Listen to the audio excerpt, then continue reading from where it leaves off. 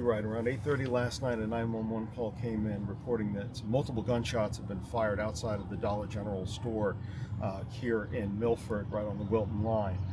At that time, officers responded, and it was evident that there had been multiple gunshots that had been fired inside the parking lot. Behind the building, basically to the rear of the building, there was one adult male who was discovered, who was deceased at that location.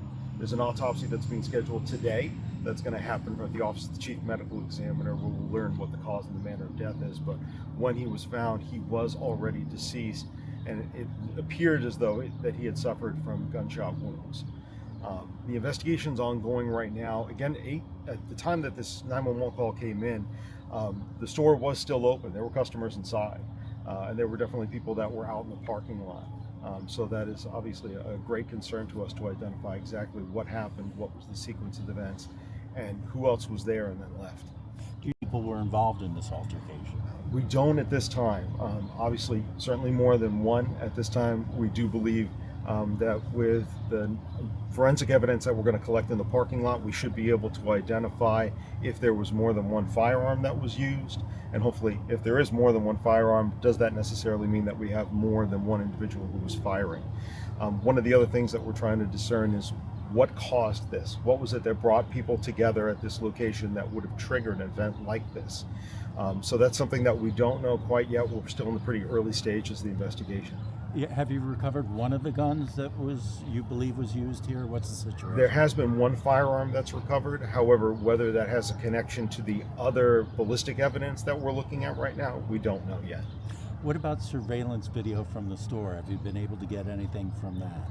We've been looking for possible surveillance from the store, but also from surveillance on both sides of the store. So both whether you're driving back towards Milford or you're driving towards Wilton, the businesses along those roads, we're trying to find surveillance from them, and we've got officers right now that are currently at those businesses asking for what they have available that films their public spaces. Right now, we are trying to look and identify who else was there and then left.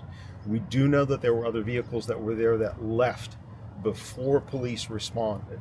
Now, whether those were customers, whether those were the people that were necessarily involved, we don't know. So that's what we're really trying to identify right now. If somebody was there and heard something and then left because they were scared, that's very natural. There are a number of people who have come to the Milford Police Department and contacted state police, told us what they saw. We think that there are a few more out there, and we're hoping that we're going to be able to find them or that they'll come in today. I know you said you're trying to figure out what brought these people together, but does this appear random or not random, or take on a meet? Right now, it does not necessarily appear random. However, until we know who's involved, I don't know that we can give you a definitive answer on that. So, at this time, I would say it's unknown. This group being together, have we identified everybody who's involved at this time? We have not. That's something that we're working very hard on today to try to find that out. So we don't have any indication that there is some sort of other threat to the general public. We certainly want people to exercise the regular caution that they would at any time that they were out in public at any location. But right now we are definitely trying to identify who was there and what motivated this. Have you identified, say, a number of people that may have been involved in this? Are we talking 2, 10, any idea? Certainly nothing like in the neighborhood of 10 or anything like that, but certainly multiple, and that's what we're trying to find out. Who's there? Is there anybody that is affiliated with one another? And did they all get there by happenstance, or were they there for a purpose? Jeff? Can you tell us if anybody from the store, from the retailer, was involved as far as employees? Involved in terms of what occurred in the parking lot, we have no indication of that. Certainly the employees that were there were very helpful to be able to share what information they had, and they certainly took appropriate steps to help take care of the customers that were inside the store at the time. Aside from the man who was killed, any other injuries? Or none that we know of. A very good question, but none that we know of. And no signs of blood splatter that might indicate that somebody else was injured or something? With regards to that, I don't know yet because we don't have the results back from all of the work that's being done outside right now. Okay. And no one's in custody at this point. No, there's nobody in custody at this time.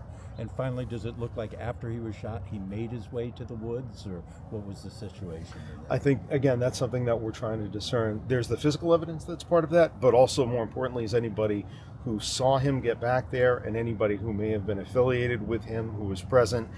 They would be able to give us the best evidence of how he got to the location of where he was found. And sorry, one final thing. You said it started about 8:30 was the reports of shots fired. That's right, 8:26. Yeah, 8:26. How long before this was all over? Does it matter just minutes or what? I would say it was over within a matter of seconds. Okay. All right.